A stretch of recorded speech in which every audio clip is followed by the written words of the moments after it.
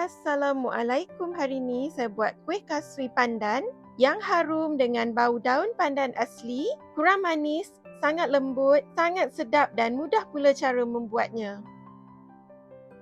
Mula-mula sekali, saya gunakan 5 helai daun pandan, potongkan kepada potongan yang kecil untuk memudahkan kita mengisar nanti bagi mendapatkan jus pandan. Tips menggunakan daun pandan ya, jangan gunakan terlalu banyak sebab nanti dia akan jadi pahit kalau kita gunakan terlalu banyak. Masukkan ke dalam balang blender bersama dengan air dan kisar secara kasar. Satu lagi tips, jangan kisar lebih dari 10 saat untuk mengelakkan rasa pahit tu keluar. Tapiskan untuk mendapatkan air pandan. Kita akan gunakan air pandan sebanyak 2 cawan nanti ya.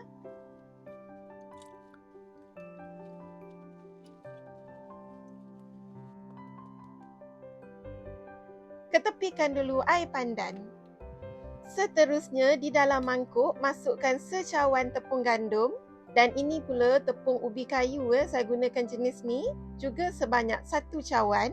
Tepung ubi kayu tu gunanya supaya kuih kasui kita menjadi kenyal ya. Masukkan juga gula pasir secawan, tapi di sini saya keluarkan lebih kurang 3 sudu besar supaya dia jadi kurang manis sedikit.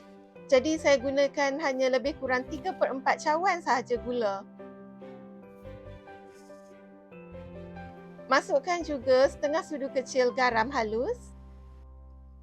Dan ini pula air pandan yang kita sediakan awal tadi. Saya akan gunakan sebanyak 2 cawan. Saya tidak menggunakan santan ataupun telur dalam resepi ini.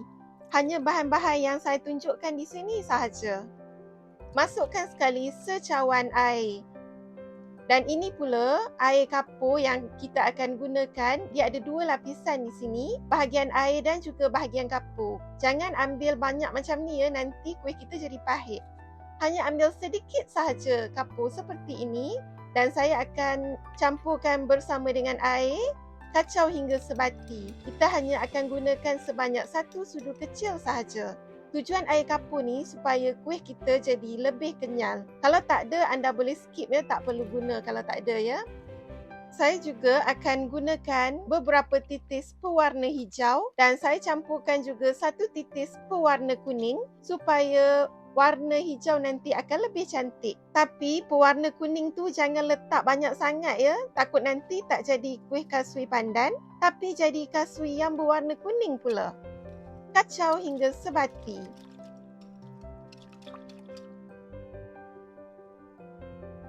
Setelah itu, saya akan tapiskan untuk mengeluarkan ketulan tepung jika masih ada.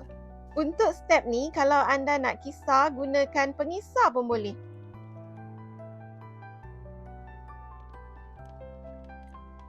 Ketepikan dulu bahan adunan. Ini pula acuan yang saya akan gunakan. Saya akan sapukan acuan dengan sedikit minyak masak. Tujuannya supaya kuih kita tidak melekat pada acuan nanti dan mudah untuk dikeluarkan setelah kuih masak. Tak perlu sapu banyak, hanya sapu secara merata saja pada keseluruhan bahagian dalam acuan.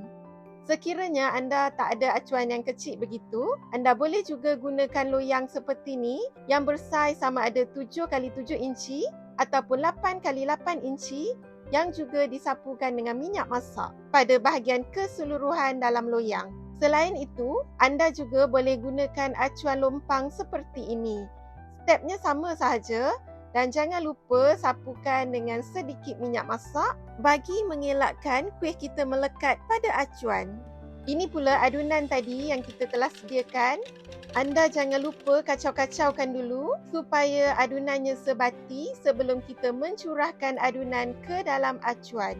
Acuan ni tadi saya dah sapukan dengan minyak masak ya. Sebelum mula mengukus, jangan lupa didihkan air dalam periuk kukusan. Step ini sangat penting dan kita akan mula mengukus kuih selama lebih kurang 15 hingga 20 minit. Jangan gunakan api perlahan, sebaliknya gunakan api yang sederhana kuat. Kalau anda takut air menitis pada kuih, anda boleh balut tudung periuk kukusan ni dengan tuala. Tapi saya tak balut pun di sini. Pada minit yang ke-8, saya akan buka tudung periuk dan lapkan dengan tuala yang bersih. Dan kemudiannya saya akan sambung lagi mengukus sehingga kuih masak pada minit yang ke-15. Selepas 15 minit, saya akan bukakan tudung periuk kukusan dan kukus selama 5 minit lagi tanpa tudung periuk untuk mengeringkan air pada permukaan kuih. Bila masa mengukus tamat, bolehlah diangkat kuih ni dan kita akan biarkan dia sejuk sepenuhnya sebelum kita mengeluarkan daripada acuan. Letakkan pada suhu bilik saja, tak perlu pun masuk peti sejuk. Saya dapat anggaran 36 hingga 38 biji kuih. Sementara menunggu kuih kasui kita sejuk, ini setengah biji kelapa parut putih. Saya akan gaulkan dengan sedikit garam halus dan juga masukkan sehelai daun pandan yang disimpul. Saya akan kukus kelapa ni selama 5 minit supaya dia tahan lebih lama dan tidak mudah basi. Kelapa ni kita akan makan bersama dengan kuih kasui nanti. Kuih kasui ni tadi kita buat dalam acuan yang kecil sahaja. Jadi selepas setengah jam, dia telah pun sejuk sepenuhnya. Ambil sebiji kuih dan cuba pegang dengan hujung jari anda. Sekiranya tidak melekat pada hujung jari, bermakna kuih kita telah pun masak sempurna. Tapi kalau masih lagi melekat pada jari kita, anda kena sambung lagi masa mengukus. Mungkin tadi api yang digunakan tidak terlalu kuat ya. Tadi acuan yang saya gunakan tu tak cukup, jadi saya gunakan juga acuan lompang seperti ni. Tapi beza kasui dan lompang ya. Kasui menggunakan tepung gandum dan lompang menggunakan tepung beras. Dan lompang juga ada lesung pipit pada bahagian tengahnya. Tapi kuih kasui tak ada lesung pipit. Sekarang saya akan tunjukkan cara saya mengeluarkan kuih kasui daripada acuannya. Gunakan lidi dan dengan berhati-hati, cungkil sedikit saja dan kemudian terbalikkan acuan. Tadi kita dah sapu minyak, jadi dia mudah saja dikeluarkan daripada acuan. Tapi berhati-hati ya, sebab kuih ni lembut, takut nanti cedera pula ataupun terkoyak.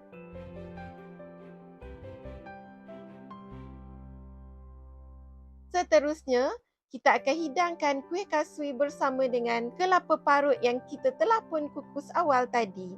Jangan lupa ya, kita hanya boleh keluarkan kuih kasui daripada acuan setelah kuih betul-betul sejuk. Kalau anda kukus gunakan loyang yang lebih besar, masa yang lebih panjang akan diambil untuk mengukus iaitu lebih kurang 45 minit. Dan kuih yang dikukus dalam loyang yang lebih besar juga, dia akan ambil masa antara 3 hingga 4 jam untuk sejuk dengan sempurna.